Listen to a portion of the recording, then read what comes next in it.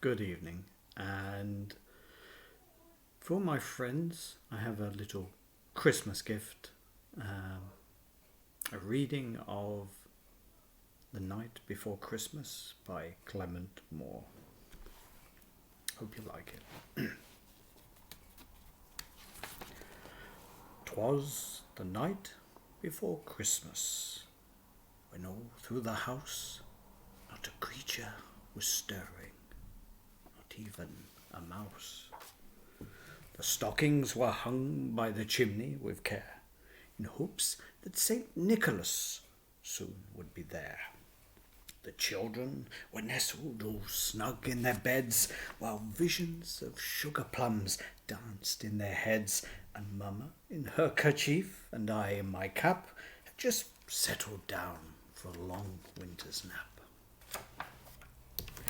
When out on the lawn there rose such a clatter, I sprang from my bed to see what was the matter. Away to the window I flew like a flash, tore open the shutters and threw up the sash. The moon on the breast of a new fallen snow gave a lustre of midday to objects below, when what to my wondering eyes would appear but a miniature sleigh and 8 tiny reindeer, with a little old driver so lively and quick, I knew in a moment it must be Saint Nick. More rapid than eagles his coursers they came, and he whistled and shouted and called them by name. Now Dasher, now Dancer, now Prance and Vixen, on Comet, on Cupid, on Donner Blitzen. On the top of the porch, to the top of the wall, now dash, dash away all. As dry leaves that before the wild hurricanes fly, when they meet with an obstacle mount to the sky, so up to the housetop the coursers they flew, with a sleigh full of toys, and then St. Nicholas too. And then, in a twinkling, I heard on the roof the prancing and pawing of each little hoof. As I drew in my head and was turning around, down the chimney St. Nicholas came with a bound. He was dressed all in fur, from his head to his foot, and his clothes were all tarnished with ashes and soot. A bundle of toys he had flung on his back, and he looked like a peddler just opening his pack.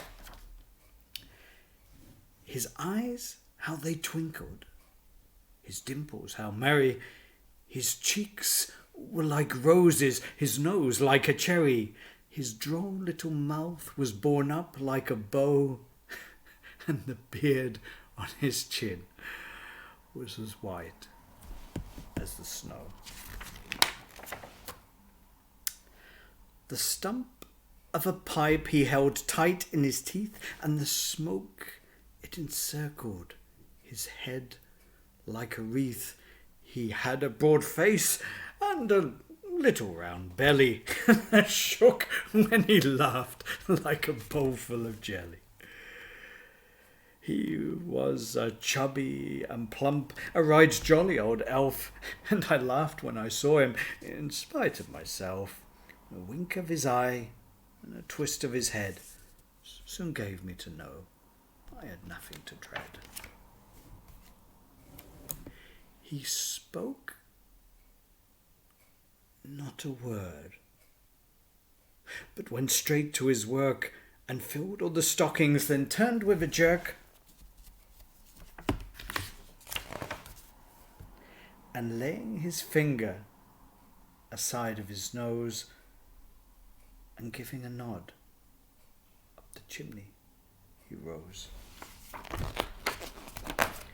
He sprang to his sleigh and to his team gave a whistle, and away they all flew like the down on a thistle. But I heard him exclaim, ere he drove out of sight,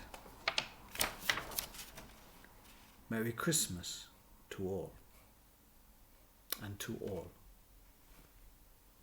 a good night. Merry Christmas, one and all.